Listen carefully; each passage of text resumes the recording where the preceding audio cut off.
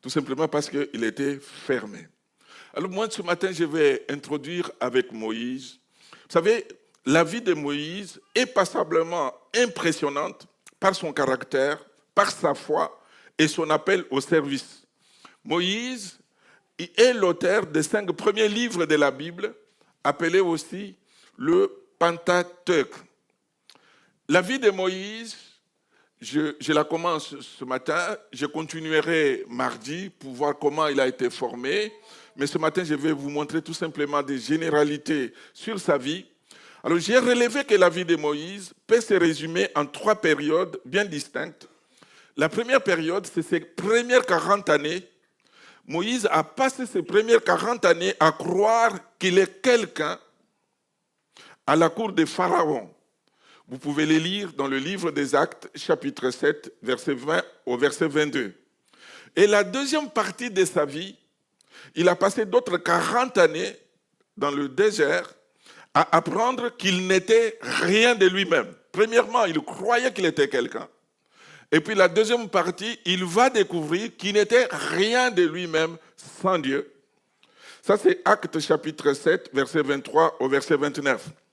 Et puis sa troisième partie, il va passer d'autres 40 années où Moïse sera appelé par Dieu, où il va servir Dieu, et il va se rendre compte de rien qu'il était.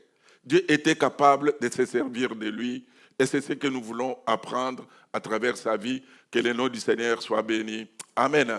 Donc si vous comptez bien, Moïse a vécu combien d'années? 120 ans. Il y a 40 premières années, il était dans la cour de Pharaon.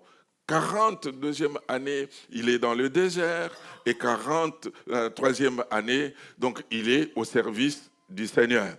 Alors ce matin, nous voulons voir par sa naissance, sa formation, son renoncement, sa fuite au désert, son mariage, son appel, son service, ses charges, que Moïse était un véritable type, il était véritablement l'image du Seigneur Jésus-Christ. On va ouvrir nos Bibles maintenant. On va lire dans Hébreux, le premier texte, Hébreux chapitre 11, le verset 23 jusqu'au verset 27. Hébreux chapitre 11. Donc le texte est aussi affiché sur vos écrans. Il nous est dit ceci, que c'est par la foi que Moïse, à sa naissance, fut caché pendant 3 mois par ses parents, parce qu'ils virent que l'enfant était beau et qu'ils ne craignirent pas l'ordre du roi. C'est par la foi que Moïse, devenu grand, refusa d'être appelé fils de la fille de Pharaon. Il préféra être maltraité avec le peuple de Dieu que d'avoir pour un temps la jouissance du péché. Il regarda l'opprobre de Christ comme une richesse plus grande que les trésors de l'Égypte, car il avait les yeux fixés sur la rémunération. C'est par la foi qu'il quitta l'Égypte sans être effrayé de la colère du roi, car il se montra ferme, comme voyant celui qui est invisible. Amen. Voilà, donc c'est ça notre premier texte. Voyez-vous, le texte que nous venons de lire, c'est versé à partir du verset 23 jusqu'au verset 27. Ce texte est tiré des événements du livre d'Exode. Vous pouvez regarder dans le livre d'Exode, d'ailleurs on y reviendra tout à l'heure, à partir du chapitre 2, vous allez trouver ces éléments que nous venons de lire. Voyez-vous, les livres d'Exode, d'après la Pentateuque, d'après la Bible des Septante, qu'on appelle Septante, le livre d'Exode, ce mot Exode veut dire sortie, veut dire départ. Donc, c'est un livre que Moïse a écrit pour montrer la sortie du peuple d'Israël de l'Égypte, pour aller vers la terre promise, pour aller vers Canaan. Donc, Exode veut dire sortie, sortir. Mes frères et sœurs, je voudrais vous dire, tu peux afficher la suite. Quand Dieu nous demande de sortir de quelque part, c'est qu'il a déjà planifié là où il va nous amener. Amen. Dieu ne peut pas nous sortir pour nous laisser traîner, nous laisser perdre notre temps. Dans Deutéronome 6, verset 23, c'est Moïse qui dit au peuple d'Israël, il nous dit, il nous a fait sortir de là pour nous amener dans le pays qu'il avait juré à nos pères de nous donner. Amen. Donc Dieu devait les sortir de l'Égypte pour les faire entrer dans le pays qu'il avait promis aux pères. Donc Dieu nous fait sortir pour nous faire entrer. Vous êtes avec moi là? Dieu ne peut pas nous sortir pour rien. Quand il nous sort de quelque part, c'est parce qu'il a déjà... Même si nous, on ne nous voit pas. Comme le peuple en Égypte ne voyait pas déjà la terre promise. Ils ne le connaissaient même pas. Ils ne connaissaient pas ce pays. Mais quand Dieu les sort de l'Égypte, c'est parce que Dieu avait déjà préparé.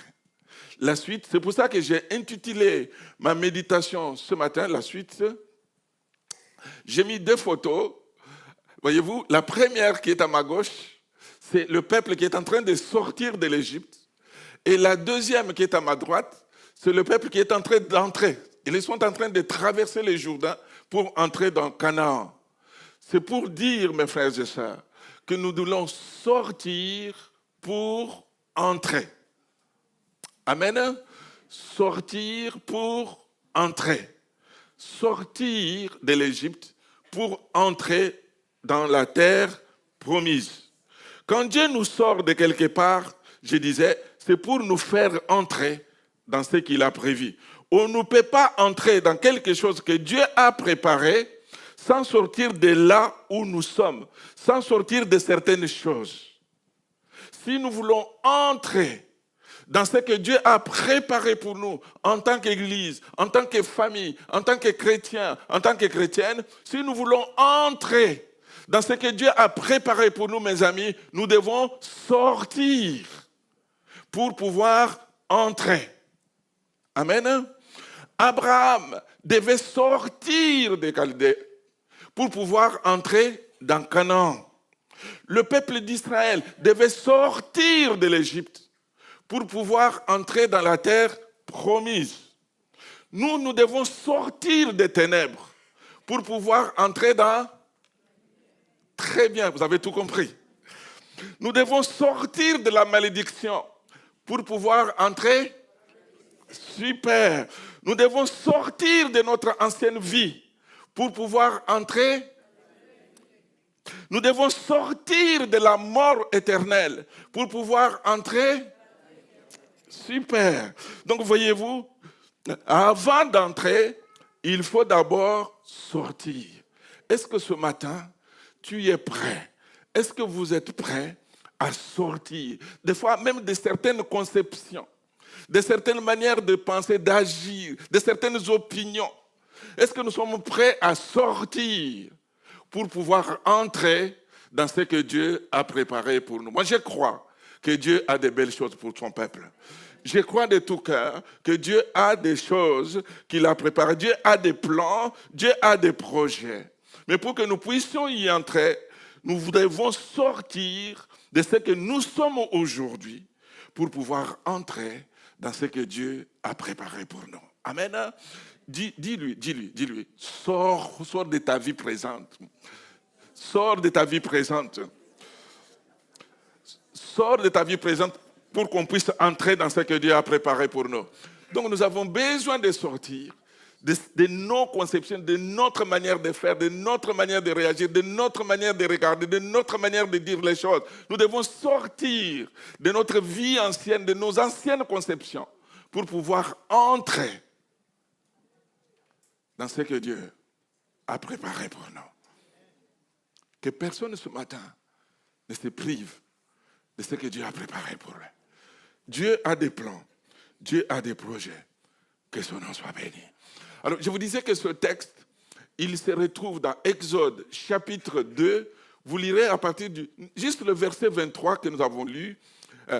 C'est par la foi que Moïse, à sa naissance, fut caché pendant 3 mois par ses parents parce qu'ils virent que l'enfant était beau et qu'ils ne craignirent pas l'ordre du roi.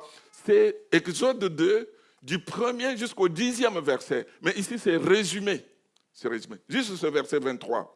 Vous pouvez aussi les lire dans Actes chapitre 7, verset 20 jusqu'au verset 44, lorsque Étienne parle avant d'être lapidé. Alors, la diapo suivante, la première chose que je voudrais relever, on va voir 2 points, tout simplement 2 points ce midi, pendant ce temps de culte.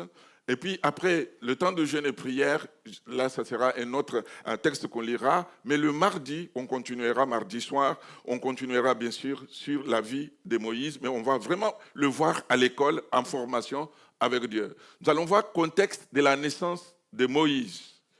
Et le premier sous-point, diapo suivante, que je relevais, c'est la crainte de Dieu. Il nous est dit dans ce verset 23 que nous avons lu, que les parents de Moïse ne craignirent pas l'ordre du roi.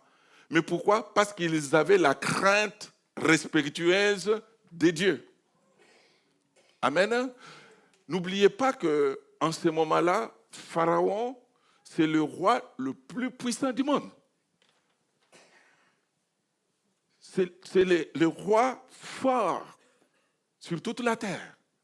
J'ai compris parce qu'ils avaient la crainte de Dieu, j'ai écrit ces mots, que Dieu peut faire des choses extraordinaires avec des gens ordinaires quand ils font des choix extraordinaires. Vous comprenez? Dieu est capable de faire des choses extraordinaires avec des hommes et des femmes ordinaires comme nous. Mais lorsque nous faisons des choix extraordinaires, ne pas avoir peur de Pharaon, c'est quelque chose de terrible. Vous vous imaginez, Pharaon était craint partout. Tout le monde avait peur. Mais les parents de Moïse, parce qu'ils avaient placé leur foi en Dieu, parce qu'en ayant leur bébé, parce que ce que je ne vous ai dit pas, le contexte c'est que en ce moment-là, il y a un décret, un édit, une loi en Égypte. Comme Pharaon et son peuple avaient vu que le peuple d'Israël s'est multiplié, il a dit à son peuple, mais montre-nous Habile. Parce que ce peuple, s'il se multiplie, il continue à se multiplier de cette façon. Si on est attaqué par les adversaires, ils vont s'allier avec nos adversaires et ils vont nous chasser de notre pays.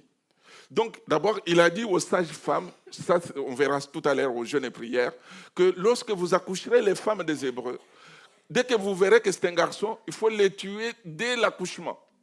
Mais les sages-femmes n'ont pas obéi à cet ordre de Pharaon. Il les a repris derrière. Mais pourquoi vous n'avez pas fait cela? Ils ont dit, parce que les femmes des Hébreux sont vigoureuses. Avant que nous on arrive, ils ont déjà accouché. Alors quand il a vu que ça ne tenait pas, le peuple s'est multiplié toujours. Il a signé une loi. Il a dit, mais maintenant, tout garçon qui va naître, même s'il n'a pas été tué dès l'accouchement, on va le jeter dans le Nil.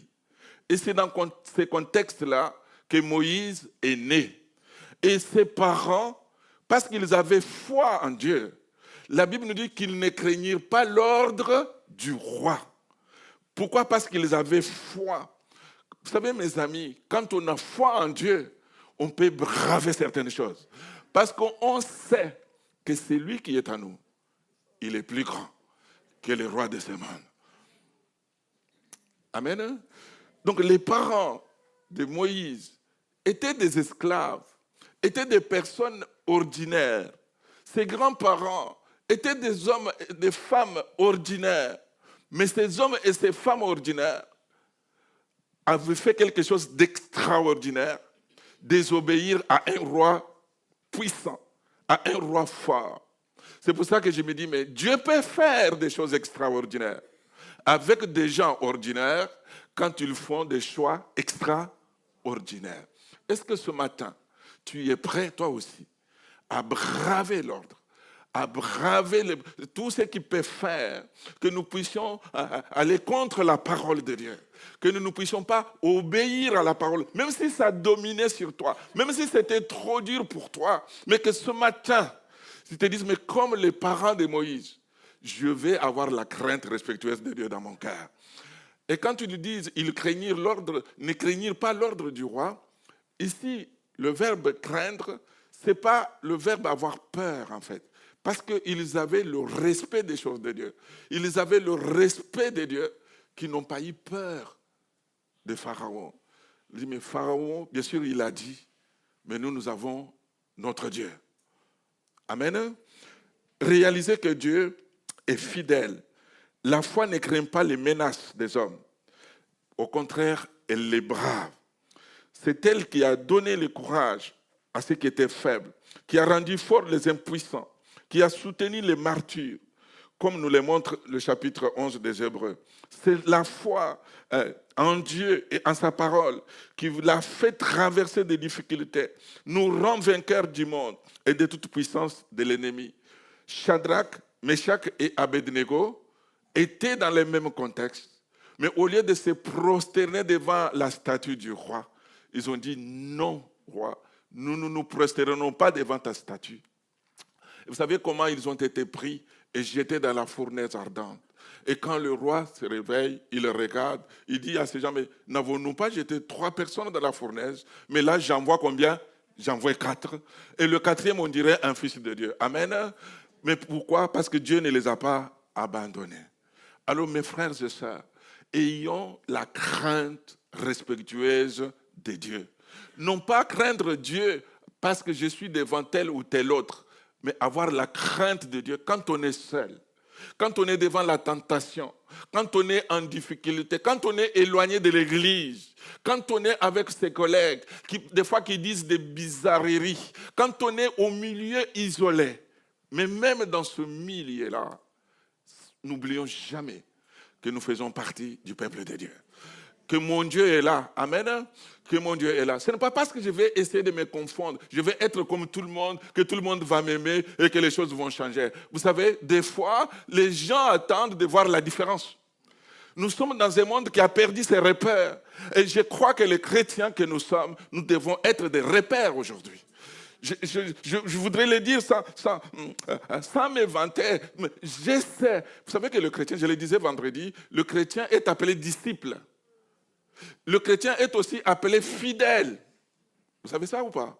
Oui, nous sommes les peuple fidèle. Ouais, on a l'habitude de le chanter d'ailleurs. Donc le chrétien est appelé fidèle. Donc un chrétien est le même, qu'il soit au pôle nord, qu'il soit au pôle sud, qu'il soit à l'ouest, à l'est, le chrétien est fidèle. Amen. Avoir la crainte respectueuse de Dieu. Que cela impacte notre cœur, que cela touche nos cœurs, qu'on soit chez nous à la maison, qu'on soit en dehors de chez nous, qu'importe. Que ce soit dans la voiture, dans le train, dans l'avion, partout, qu'importe. Le Seigneur est là avec moi. Le Seigneur sera là avec nous, que son nom soit béni. Amen. Ils étaient en Égypte, dans un pays qui ne leur appartenait pas. Le roi Pharaon, celui-là ne connaissait plus Joseph, mais les parents de Moïse ont décidé de ne pas craindre l'ordre du roi, mais au contraire d'avoir la crainte respectueuse de Dieu, et ils n'ont pas été confus. Amen. Quand on fait confiance à Dieu, quand on craint Dieu réellement, l'Éternel, notre Dieu, ne nous laissera jamais confondre. Il est un Dieu fidèle, bien-aimé. On ne dit pas ces choses pour faire beau, non, c'est parce que c'est la vérité. Je sais qu'il y a des témoignages ici, notre sœur le disait, mais je sais que si j'ai posé des questions ici, il y a des témoignages de la fidélité de Dieu. Nous avons un Dieu fidèle, que son nom soit béni. Amen. Et dans ce même verset 23, la diapo suivante, le texte nous dit, ils virent que l'enfant était beau. Ils nous ont vu que l'enfant était beau. La foi véritable donne toujours une bonne vision et elle sait discerner ce qui est de Dieu et ce qui ne l'est pas. Ce matin, que Dieu ouvre nos yeux spirituels pour que nous puissions voir. Les parents de Moïse, ils ont eu la crainte de Dieu. Ils avaient déjà des autres enfants, vous savez. Ils avaient Aaron, ils avaient Myriam. Mais là, le texte nous dit qu'ils virent. Oh, Myriam était belle aux yeux de ses parents, comme tous les enfants d'ailleurs. Je sais qu'Aaron était beau aussi à leurs yeux. Mais pour Moïse, le texte nous dit ils virent Seigneur, ouvre nos yeux pour que nous puissions voir les choses comme toi tu les vois. Ils ont vu que Moïse avait quelque chose de spécial. Ils ont vu que Moïse était différent, qu'il était beau. Et dans Acte 7, verset 20, à cette époque naquit Moïse qui était beau aux yeux de Dieu. Non seulement Moïse était beau à leurs yeux, mais Moïse était beau aux yeux de Dieu. Amen. Je sais, ici, quand on parle de la beauté, je suis convaincu que ce n'est pas seulement de la beauté physique, mais il s'agit de la beauté intérieure. Il s'agit de la beauté du cœur. Il ne s'agit pas seulement, je sais qu'on peut se faire beau, on fait passer devant notre miroir, on se prépare, on met un bon costume avant de venir au culte, on se maquille, on fait ceci, on fait cela. Mais je crois que la plus grande des questions que nous devrions nous poser, mais c'est comment est mon cœur devant Dieu? Comment est mon cœur? Comment je vais me présenter devant Dieu? Comment est ma beauté intérieure? Et vous savez, quand l'intérieur est beau, ça va se refléter sur le visage. Tandis que quand on a juste ça qui est beau, mais ça va cacher peut-être ce qu'il y a à l'intérieur. La Bible ne nous dit-elle pas que c'est de l'abondance du cœur que notre bouche va parler. Donc nous, quand quelqu'un parle, il nous montre ce qu'il y a dedans. Il nous montre ce qui est rempli. Peut-être qu'il va dire, non, je plaisantais, frère. Non, tu ne plaisantes pas. Moi, j'ai fait la photographie de ce qui est dans le cœur. À partir de ce que tu dis. À partir de comment tu pries, à partir de comment tu parles, à partir de comment tu fais. J'ai relevé qu'à 3 fois, que ce soit dans le livre d'Exode, que ce soit ici dans Hébreux 11, que ce soit dans Actes chapitre 7, à 3 reprises, les 3 textes reprennent la même chose pour nous dire que cet enfant était beau. Était beau. Ce qui montre que cet enfant avait un caractère particulier. C'est Dieu lui-même qui avait déposé comme un sceau sur Moïse pour qu'il soit différent de son frère et de sa sœur.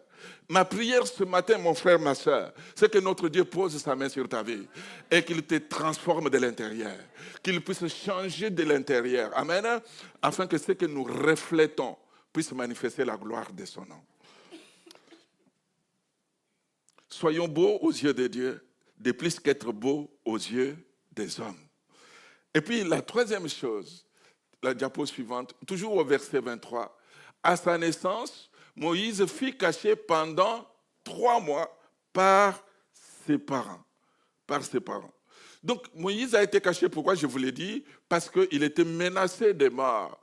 J'ai relié la vie de Moïse avec celle du Seigneur Jésus-Christ.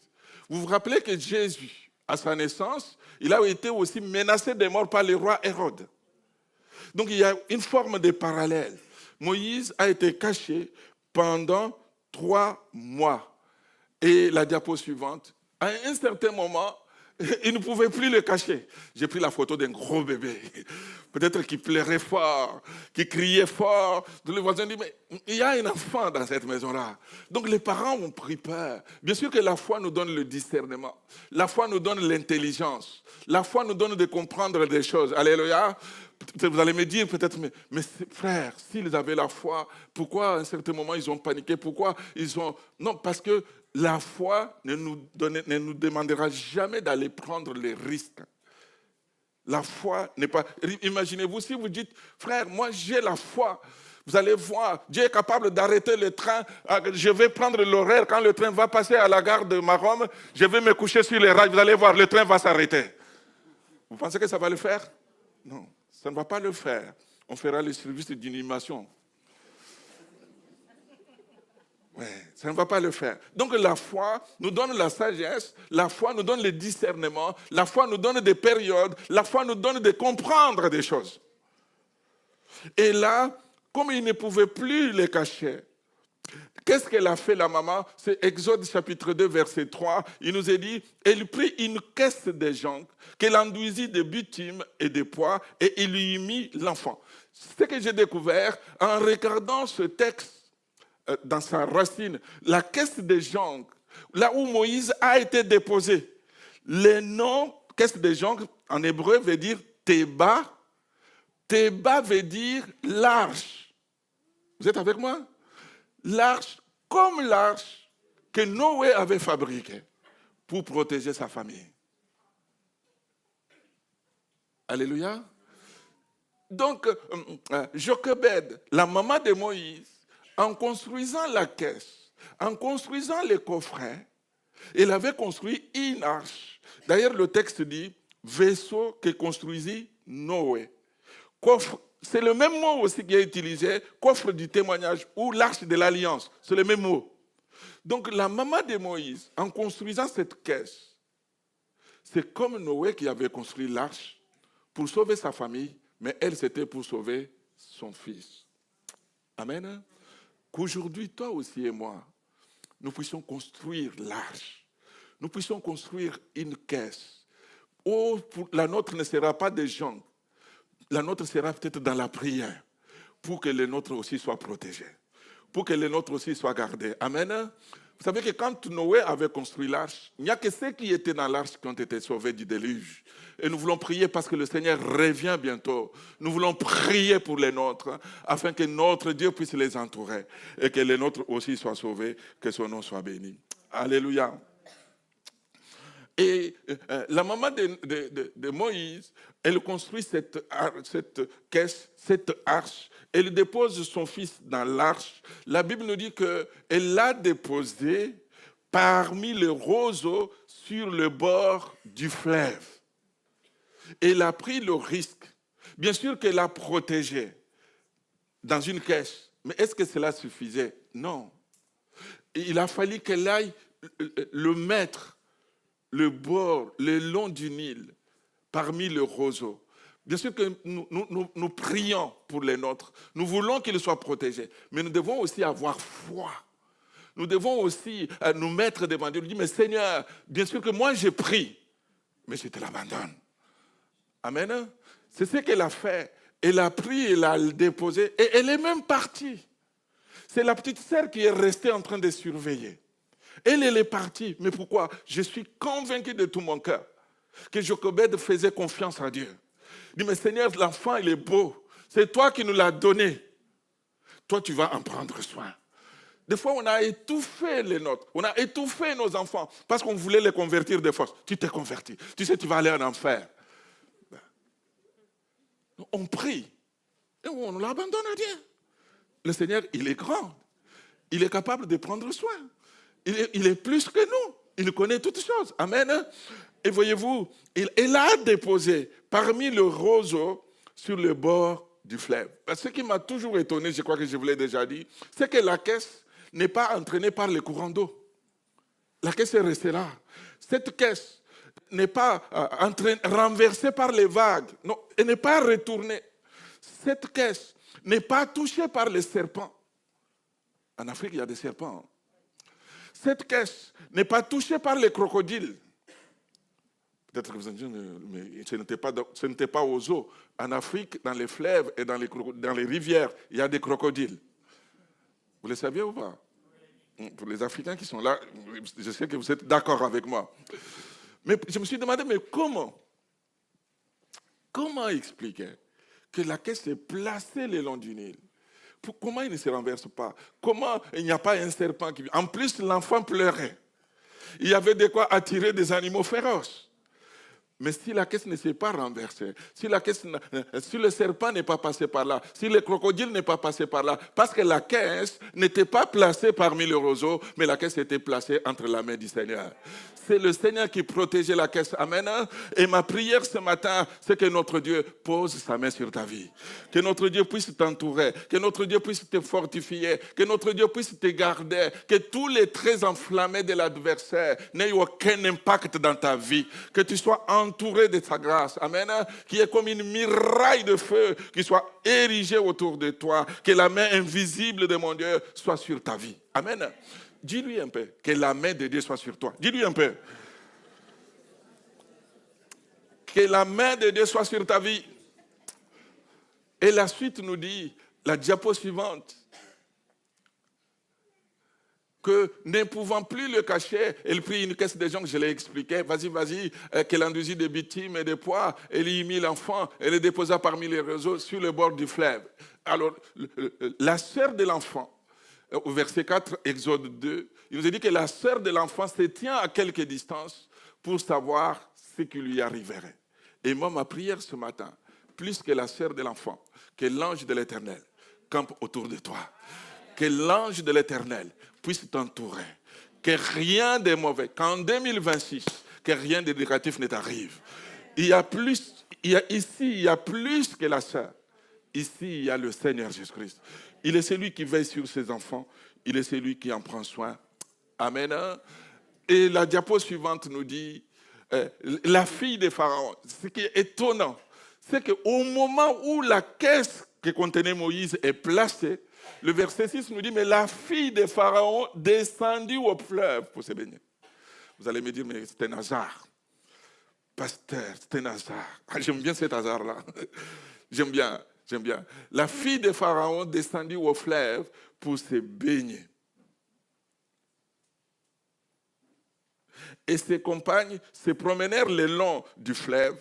Elle aperçut la caisse au milieu des roseaux et elle envoya sa servante pour la prendre. Elle aperçut. Elle a vu. Ma prière, c'est que mon Dieu te voie aussi. Il est le Dieu qui voit au-delà même de ce que les hommes voient. Voyez-vous, la caisse était cachée, mais la fille de Pharaon l'a vue. Amen. Que notre Dieu puisse aussi te voir. Et j'ai regardé que c'est vraiment instructif de voir comment Dieu agit, comment Dieu fait les choses. Dieu dirige tout pour sa propre gloire. La fille de Pharaon agissait à son gré et pour son plaisir. Mais ce qu'elle ne savait pas, ce qu'elle ignorait, c'est qu'elle était un instrument entre les mains du Seigneur. Je prie, mon frère, ma soeur, pour que même ceux qui étaient opposés à toi, vous êtes avec moi là? Même ceux qui étaient opposés à toi, qu'ils changent de discours. Tu sais, ils sont opposés, ils sont en train de te pousser, ils sont en train de faire des choses. Ce qu'ils ne savent pas, c'est qu'ils sont en train de t'amener pour que tu entres dans tes destinées. Les frères de Moïse ont fait pareil. Les frères de Moïse, les frères de Joseph, ils ont fait pareil. Ils l'ont vendu sans savoir qu'en le vendant, ils le poussaient dans sa destinée. Et ce matin, que tes opposants, que ceux qui ne t'aiment pas, que ceux qui te font souffrir, dis-leur, prenez-moi en photo. Vous êtes en train de me pousser. Quelques années plus tard, on va faire le bilan. Et vous allez voir que mon Dieu, il est capable de me propulser. Les Français.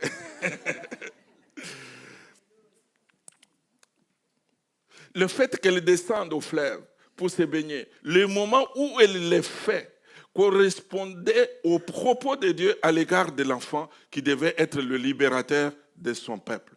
Et quand on lui ramène la caisse, le verset 6 nous dit, la diapo suivante, elle l'ouvrit et vit l'enfant, c'était un petit garçon qui pleurait. La Bible nous dit qu'elle en a eu pitié. Que Dieu ait pitié de toi. Que Dieu ait pitié de nous. Dans sa bonté, dans sa miséricorde, qu'elle ait pitié de nous. Elle a découvert, elle dit, c'est un enfant des Hébreux.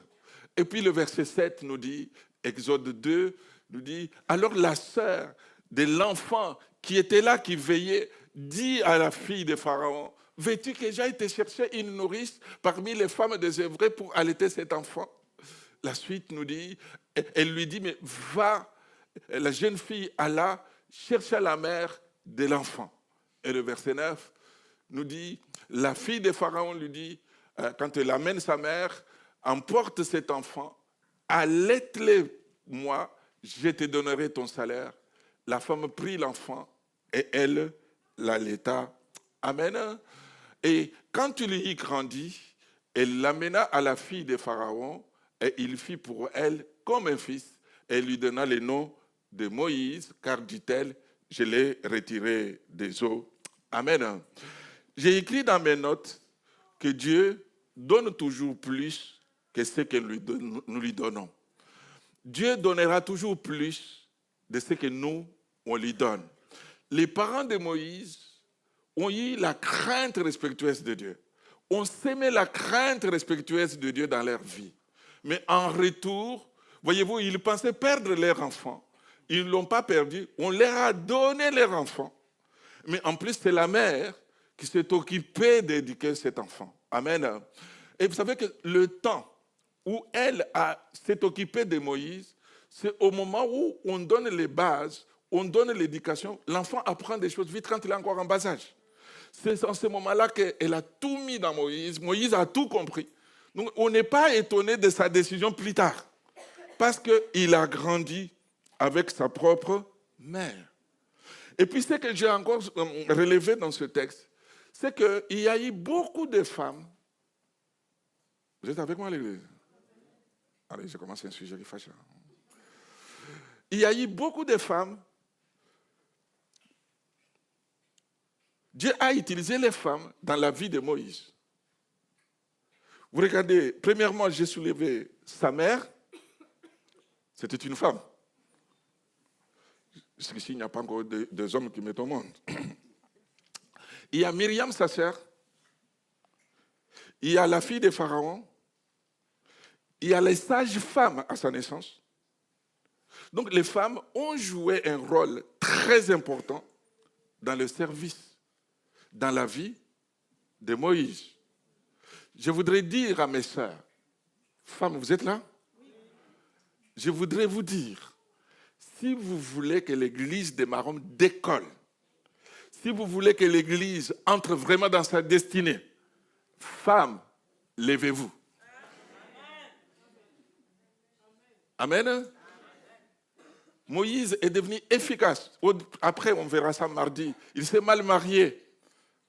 Mais néanmoins, dans toute sa vie, mais il a vécu.